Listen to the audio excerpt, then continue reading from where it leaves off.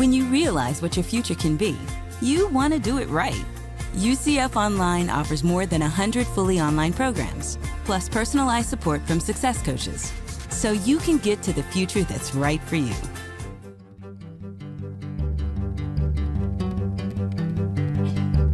From the University of Central Florida's Center for Distributed Learning, I am Tom Kavanaugh. And I am Kelvin Thompson. And you are listening to Topcast, the teaching online podcast. Hello, Kelvin. Hello, Tom. How are you? Such a deep question for such a short podcast. Yeah, really. I'm doing all right, I think. I've read some stuff in the past year or so about don't ask people, how are you? Because it's a perfunctory question, and you're not really asking for the answer, right? There are other things that you can ask, and of course, none of them come to mind now. But sort of like, things a little more neutral, if you want a neutral answer, or things that are more supportive about, I hope you're okay, or things like that. So I hope you're okay, Kelvin. Well, thank you, Tom. I feel okay. Yeah, and sometimes I answer that question. I take it seriously, and sometimes people will answer the question when I ask it, and I take that seriously, and, I take the point, though. I take the point. Yep. That being said, I don't think we've said this in a while, and maybe we should. Pause for station identification, as they used to say, just briefly, and say that this podcast is what we call a collegial conversation about online or blended or digital or whatever, teaching and learning, conducted over a shared cup of coffee. So pull up a virtual seat with a favorite beverage and join us. Yes, thank you. It is good to make that reminder once in a while. And so I hope those of you listening, whether you're in your car or at the kitchen table, or mowing the yard, like I do sometimes listening, you've got some beverage of choice with you, whatever it might be. So today we've got coffee, and I don't know what I'm drinking. Kelvin, what is in the thermos today? Well, Tom, today's coffee comes with a story. Don't they all? Yeah, I was waiting for that quite often. Maybe this one more than some, so hold on. So not too long ago, which was another way of saying once upon a time, I was out of town for an important family gathering, and perhaps surprisingly, with everything going on, I had actually run out of coffee to carry with me. And I almost always travel with my own coffee beans and brewing setup so they can have a good cup of coffee wherever I go. But I had run out of coffee. So I decided to venture out to the local supermarket to see what the best available whole bean coffee might be. And I went into it eyes wide open. I wasn't optimistic. My expectations were about right as I perused the shelves. Lots of commercial, mass-produced names that we would all recognize, and, not much in the way of, nothing in the way of single origin, freshly roasted, premium whole bean coffees. But it was all Tom coffee that you saw on the shelves, right? No judgment. But I did spot a small group of bags from Kauai Coffee. And the bag touted 100% Hawaiian, which of course made me a little suspicious, because that's a statement that triggers the very broad reputation of Hawaii as a source of excellent coffee without addressing the nuance that the generally accepted best coffee in Hawaii is Kona from the Big Island of Hawaii. But given my meager options in the grocery store aisle, I nevertheless chose to give this 100% Hawaiian, somewhat mass-produced-ish coffee a try. Now, I'm going to tell you, it has not been my favorite, but, I've had worse. So I did think, though, that with the story in mind, this coffee might be a good choice for today's episode. So I will ask you, how do you find the coffee, and how do you find the connection to today's episode? I think the coffee is fine. It is serviceable. I would drink this coffee happily. I do know that the whole concept of Kona is a big one, because you brought me back a bag of like 100% Kona from Hawaii one time and explained to me that just because it says Kona doesn't mean it's Kona. So, I don't know if this is or isn't, but I think it's It's good. I like it. But I'm a generally easy to please coffee drinker. So, connection. You were talking about, it's not your favorite, but Kona has a good reputation. So I'm thinking there's a thread to pull on there.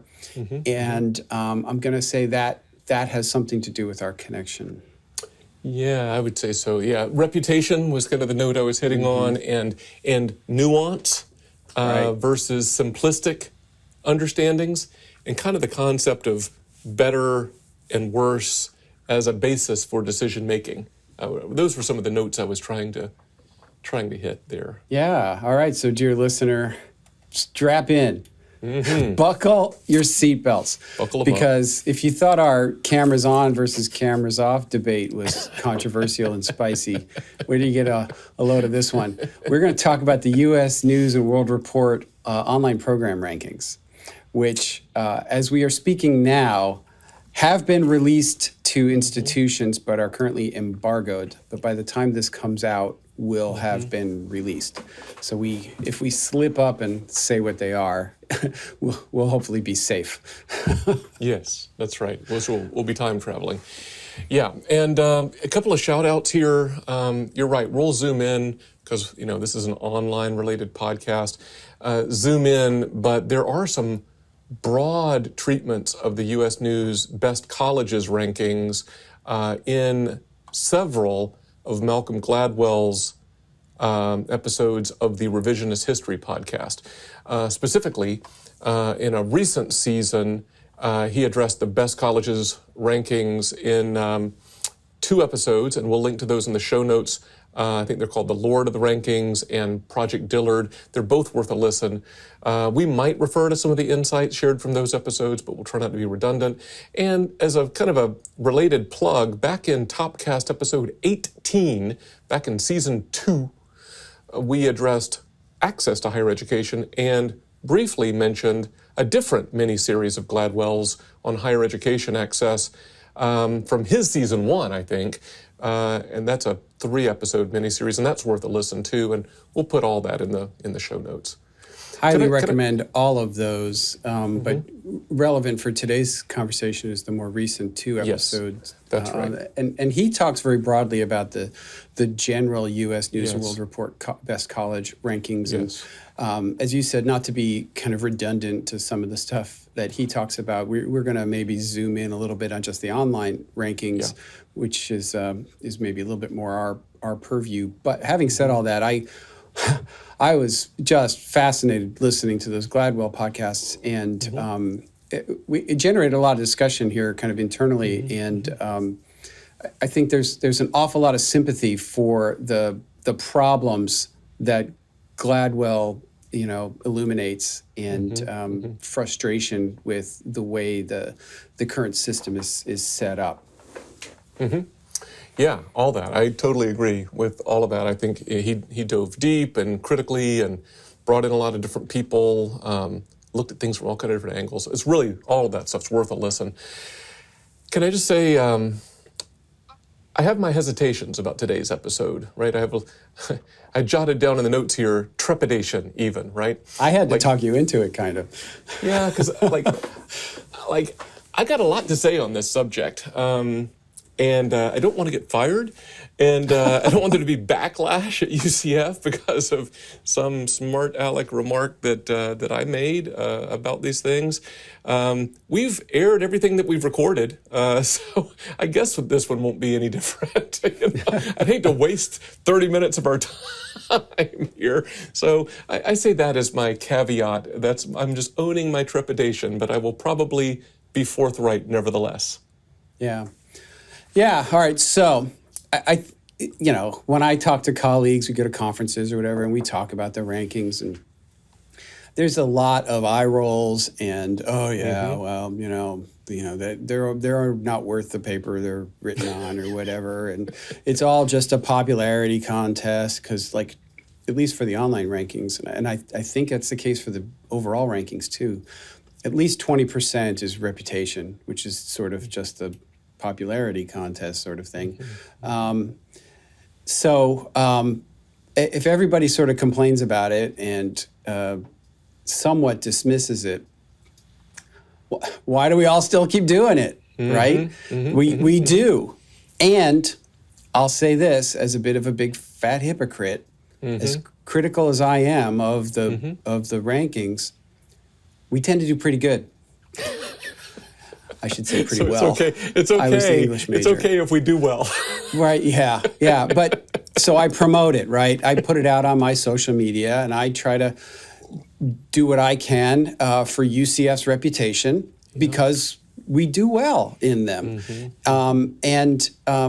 Does that make me a big fat hypocrite? Probably. But I'm in the game, so I got to play by the rules, I guess. But that doesn't mean I necessarily like all the rules.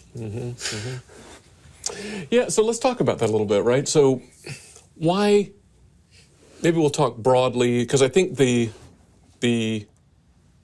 online specific rankings sit within the constellation of the broader U.S. News best colleges process and ranking and all that. Why do you think that this is such a thing in higher ed? You know, it's not just people do roll their eyes, but people participate, right? I mean, why don't we just sort of all turn our backs on it and walk away? Why is this still? Why do we participate in filling out the review forms and in celebrating, going up or whatever in the rankings? Yeah, it's funny. I think back to the interview I did with Sasha Thackerberry, and she talked about in order to help affect change on campus, especially with somewhat reluctant faculty, appeal to their sense of competition. They are a competitive bunch. We are a competitive bunch. And I'll say I am a competitive bunch. I'm as competitive as the next guy, right? I want to be good. I want to be the best that we can be. And you measure yourself against others often to do that. So there's a certain amount of that. We're all competing in some form or fashion for, if not the same, similar pools of students. And like it or not, the students are looking at the rankings as a discriminator, as part of their decision-making process on where they want to go to school. And online is it's exacerbated even more because you're not limited by geography. You could pick any school on that list and go to it and not leave your house. And that maybe makes it perhaps even more competitive. But maybe at the end of the day, nobody wants to not be on the list. If you're not on the list, then you're omitted. And is there an implication that you're not good if you're not on the best colleges list? Nobody wants to be left out. If everybody else is doing it, you're not. That takes a special kind of courage and steely spine. I get that. I'm just going to go ahead and say it. I think this is one of the bigger boondoggles that we've got in higher education. Yeah, I don't disagree. I mean, it's a nice little niche that U.S. News has carved out for itself. Where they get, my gosh, yes. Yeah, so for those not familiar with the way the process works, they create a survey that everybody feels they have to participate in, and then they sell you a very expensive 5-figure badge at the end of that survey to say how you did on this survey that they created. And it's multiple badges that you need to buy, depending on, because they have multiple categories that you get ranked in. And then they have a tool that you can also license that helps you figure out how you compare against others so you can do better in their ranking. So you pay them for this software to help you do better on their ranking system so you can buy a better badge later. It's this crazy circle. And we're all in it. So I've been trying to be better behaved, Tom, but you know that around the office, whenever these topics come up, I've usually got some unkind remark to make, or I just sit there quietly. Usually I have some unkind remark to make. All of that's where I'm coming from. I'm like, this is the most ridiculous boondoggle I know of. And yet here we are. But I get it. I suppose that you don't want to not be included. And if your aspirational peers or those for whom we are an aspirational peer, if they're all participating, right, then I don't know, I'm not saying, but in one of Gladwell's episodes, he does share the story of an institution that did make that bold move not to participate. And interestingly, they went down in the ratings. Of course they did. Yeah, I think it was Reed College, right? Yes, Reed College. Yeah, there are others too that have opted out kind of at the macro level. And good for them. Yeah. You know, it takes some guts to do that. It's like the first school that went test optional or whatever. You know, you have to have a little fortitude to withstand that and deal with it. Now, a school like Reed College has got enough of a reputation, I think, and it's got a particular niche for the kind of school it is that I think they'll be fine. But if you're some other school that's trying to raise your profile and your reputation, opting out is only going to hurt you. And you know, we know from our own analytics that different parts of the country's presidents, this is for the overall rankings, rate us differently. I don't want to say too much. I don't want to get fired either. But there is one part of the country that rates all schools in the South badly, no matter what they are. Yeah. That's fascinating. It is fascinating. There's so much, it's such an onion that the more you peel it, the more interesting it gets and the more it smells. It's so true. But, you know, sort of back to the online rankings, I would say this, if the criteria were such that I think we had some broad consensus that we all agreed that these are the right criteria, then I might not have as much of an issue with it. One of the concerns I have is that, well, although this year's results don't seem to reflect this quite as acutely, but for the previous 5 years that the online rankings have existed, there's been no discrimination for scale. So, you know, Arizona State, which has tens of thousands of online students, is being evaluated against, I'm not going to mention the names because they're fine schools, but at least one good school that I know of that was ranked very highly last year that had like one bachelor's degree program and 32 students. It's apples and oranges. Right, and as a school that's on the larger side of that spectrum, it drives me sort of nuts. Like, if we only had one program and 32 students, you know how awesome we would be? We would be awesome, right? But it's so hard to be that level of awesome across a scale of tens of thousands of students. Or in our case, you know, well, yeah, it is. It's that because of the way you have to report. It's not just our virtual campus students. So, yeah, it's that scale thing has been the biggest problem for me. That and the fact that it's reputational. And I fear that too many people fill out that survey, the reputation survey, because I'm one of the people who fills it out for UCF. And I try to not answer if I don't know. So most of my results are, you know, NA or I don't know or something. Integrity? What? Yeah, I do rate us pretty high, but I think we are good. I am afraid that other people, because the temptation's there, I feel it in myself as I'm going through it. Oh yeah, I know that school, yeah. I saw their football team last night, or whatever it is. That's right. And you want to rate them higher just because of familiarity or because of, you know, exposure. And that's not the right way to do it, but I'm afraid that's probably what's happening in many cases. And there's nothing stopping that. No. And in fact, Gladwell in one of his episodes talks to the person who at the time was running the rankings overall, and he asked him questions like that, like, you know, do you have to have like expertise or personal experience with the institution that you're rating? Well, no. And the person sort of like, well, yeah, I mean, our thought is you sort of know the landscape and you respond accordingly. But I didn't hear anybody in that interview talk about NA entries like you did. You know? Right. Yeah, there was something that came out a few years ago.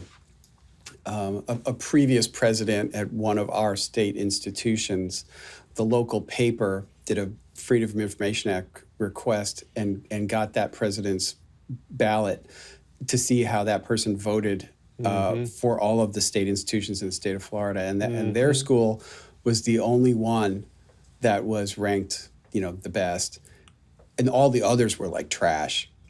And it's like, really?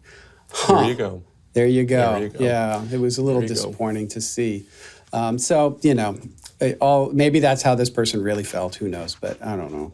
It seems like it's just a little bit of gamesmanship. And then the big thing that Gladwell goes into in great detail is the question of privilege. Yep. Where some of the criteria are such that it's like, dollars spent per student or something like that. So in the past, it's been also like selectivity. I think they've tamped that down a little bit. They've dialed that back a little bit. I think it's still in there in some form or fashion. And good grief, selectivity and amount spent per students is a total reflection of just how rich you are. And it's not based on outcomes per investment or how many students you lifted out of poverty or something like that, or how many Pell students do you serve and how well do they do, whatever it is. It's kind of what our provost calls soul metrics. And oftentimes, it's been a big debate here on this campus, like how much do we pursue U.S. News rankings and how far can you go without sacrificing your soul metrics? Right. And so far, we haven't been willing to do that. We want to increase our rankings, but we also don't want to sacrifice our soul metrics. Right. Yeah, I mean, there's some ugly stuff that Gladwell surfaces. Privilege is probably the nicest word that can be used. But I thought it was interesting, like one of the themes that he picks up on from both of his little mini-series that we mentioned a few minutes ago related to access and sort of social mobility kinds of things is, he drew two very concrete examples from this historically black college liberal arts college in New Orleans and Harvard, and very concrete graduating black physics majors, right? Same number of black freshmen, and Harvard graduated 1 to Dillard's 13. Dillard College is 13. So you go, wow, Dillard was pretty successful at that, right? And of course, your input, right, is Harvard's, as you say, selectivity was so much higher than Dillard's. So, disadvantaging access-oriented, social mobility-oriented kinds of institutions. So none of that's pretty.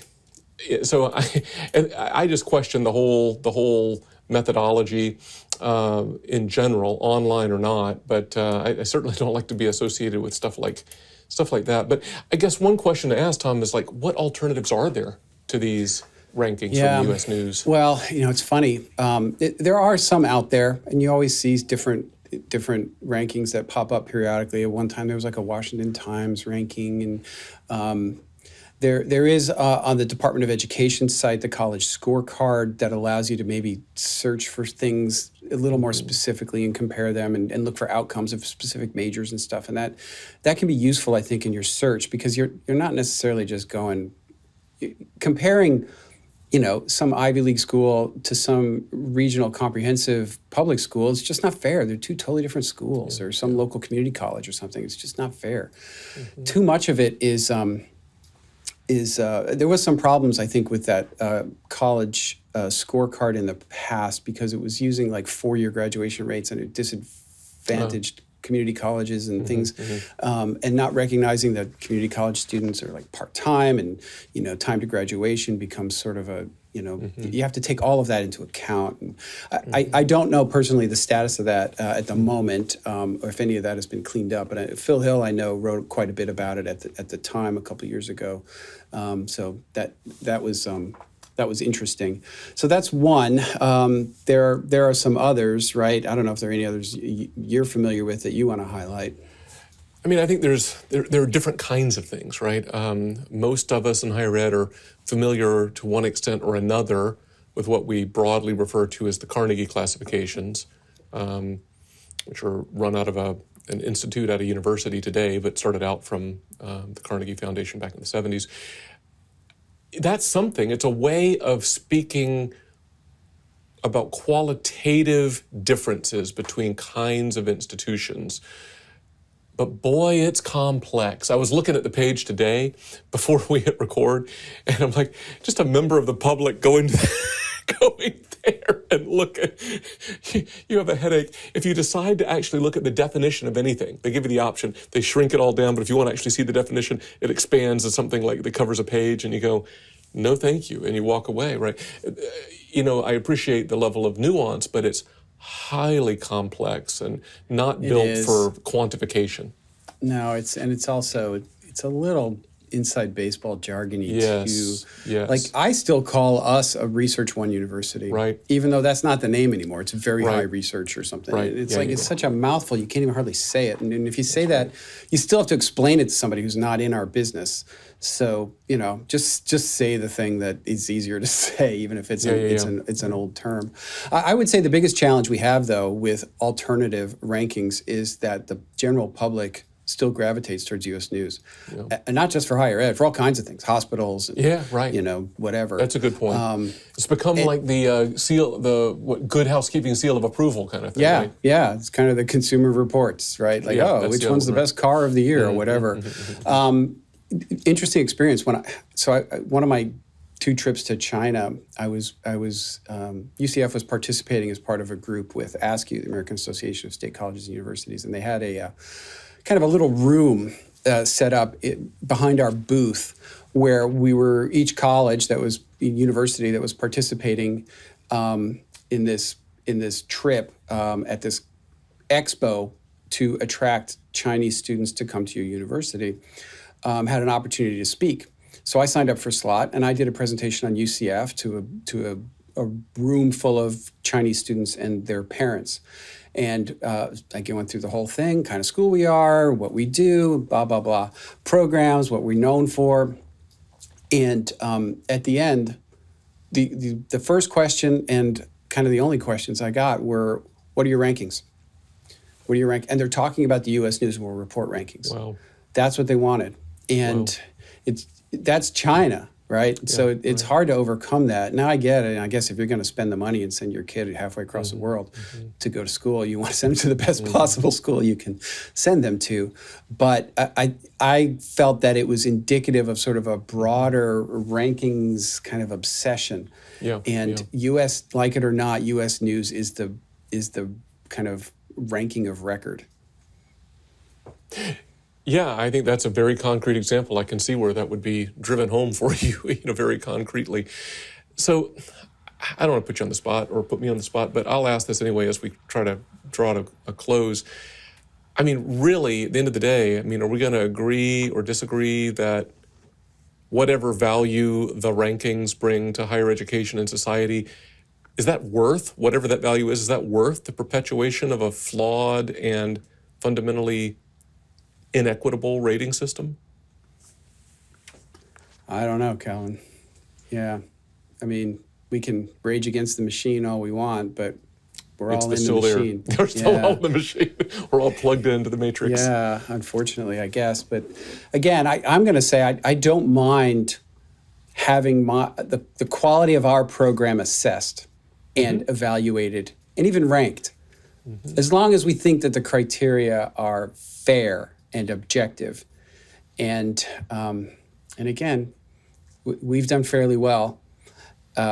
So yay for us, but I don't necessarily think that excuses the major flaws that are in this process. Yeah, well, fair enough. You want to try to land this plane? Yeah, I was just going to suggest that. Maybe I should try and sum it up a little bit. So as we've been saying, the U.S. News rankings for higher education institutions, they're probably not going away anytime soon. However, it would behoove all of us who care about higher education to turn a critical eye toward how these rankings are used and talked about in our field, and especially with the public. That's fair. I think so. I know we're about at time. You think we slide in a plug, or do you think we let it go until next time? Let's do it. All right. Okay. Well, this is the shameless self-promotion part of the podcast. So we received an Apple Podcast review recently that we thought we might share and appreciate publicly. A listener with the online handle of Steve at Home. I don't think it's Colbert. I really don't. Generously titled their review, "One of the very best podcasts about online learning with an emphasis on learning." And then this listener went on to say, "The hosts enjoy digging into the concepts and mechanics of online learning."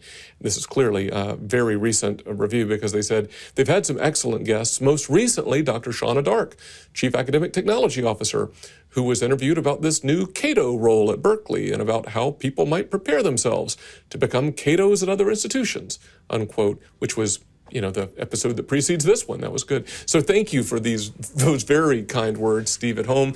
We appreciate you taking the time to plug the show. And to everyone else, we try to find all the reviews that you might leave behind. So if you're so inclined, please do rate and review wherever you listen to or watch Topcast. Yeah, that's very kind. Thank you. Appreciate that. Yeah, and we appreciate all of you for listening. My coffee has dwindled. Thank you very much, Kelvin. I appreciate it.